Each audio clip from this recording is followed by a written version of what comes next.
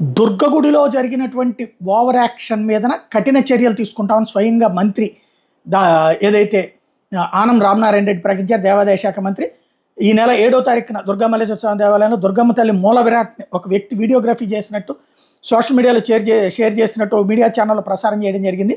సాధారణంగా ఏ ఆలయంలోనైనా అంతరాలయంలోకి మూల విరాట్ని అర్చకులు తప్ప మరెవరు తాకూడదు, అంతరాలయంలోకి వెళ్ళకూడదు. ఈ విషయాన్ని దేవాదాయ శాఖ తీవ్రంగా పరిగణిస్తోంది. విచారణ జరిపించిన నివేదికతో పాటు సీసీ ఫుటేజీలు విజయవాడలోని పోలీస్ కమిషనర్కి తగు చర్యల మీద నిమిత్తం అందజేయడం జరిగింది.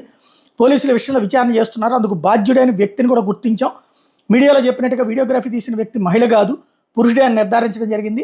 ఇటువంటి మరోసారి పునరావృతం కాకుండా పోలీసు నివేదిక అందగానే బాధ్యులైన వాళ్ళ మీద కఠిన చర్యలు తీసుకోవడం జరుగుతుంది మంత్రి ప్రకటించారు. రాష్ట్రంలో 27,105 దేవాలయాలు ఉన్నాయి. ఆ దేవాలయాల అంతరాలయాన్ని మూల విరాట్ని పిక్చరైజ్ చేయొద్దని, ఎవరూ తాకద్దని విజ్ఞప్తి చేస్తూ అందుకు విరుద్ధంగా ప్రవర్తించిన వారిపై తగు చర్యలు తీసుకోవడం జరుగుతుందని మంత్రి హెచ్చరించారు. ఆల్రెడీ ప్రతి గుడి దగ్గర ఆ బోర్డు ఉంటుంది.